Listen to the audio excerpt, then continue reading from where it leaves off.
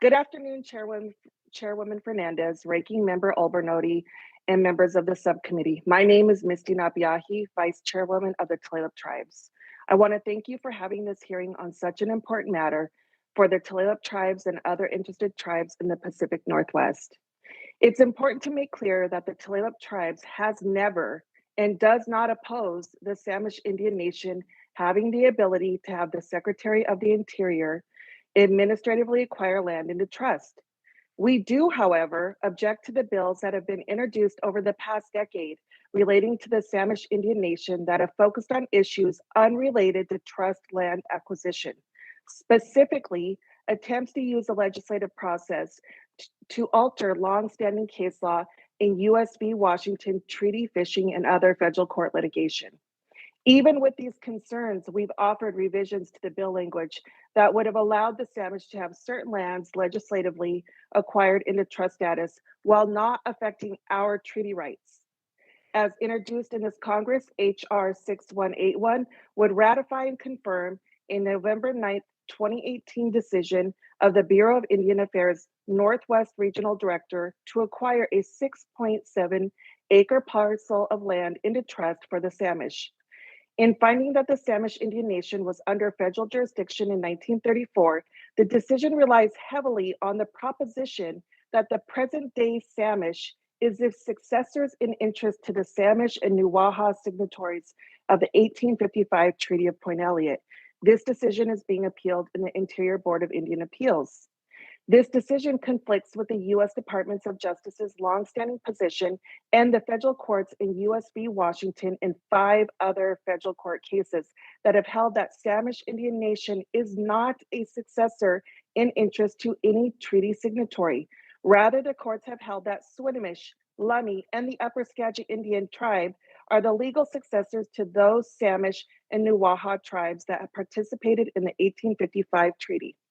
Just 2 days ago, the U.S. Supreme Court let stand the Ninth Circuit's decision in the Snoqualmie case that reaffirmed that the Samish is not a successor to any tribe or band that participated in the treaty of the Point Elliott and Snoqualmie Indian Tribe v. Washington. If H.R. 6181, as introduced, were to become law, Samish could argue that the Congress's action in ratifying and confirming the regional director's decision legislatively changed the underlying facts on the successorship issue and provide a basis to reopen U.S. v. Washington and assert treaty rights based on this subsequent change in law. This would have set settled expectations of the area tribes regarding their respective tribal identities. It would also result in modification of the Tulalip tribes and other individual tribes' established fishing areas. The only reason for H.R. 6181 to be drafted in such a way to explicitly ratify the regional director's November 9th, 2018 decision into federal law would be to rely on the wrongful findings about successorship and use the change in law to reopen a door long since closed and relitigate the successorship issue and treaty rights. For all of those reasons, the Tulalip tribes and other concerned tribes have opposed H.R. 6181 as introduced. The Tulalip tribes' concerns with Representative Gallego's amendment in the nature of a substitute are directly related to our objection to H.R. 6181 as introduced. The draft amendment would reaffirm the applicability of the IRA to the Samish without altering the now under federal jurisdiction requirement. Except for the regional director's November 9th, 2018 decision, the applicability of the IRA to the Samish has not previously been affirmed.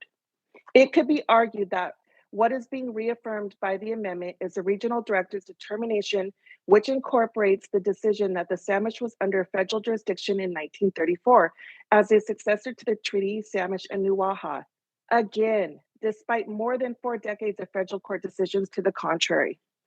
Like we have previously said, Tulalip intends to work with other interested tribes, as well as Representative Larson's office and the committee on revisions to the amendment that would fully address our concerns.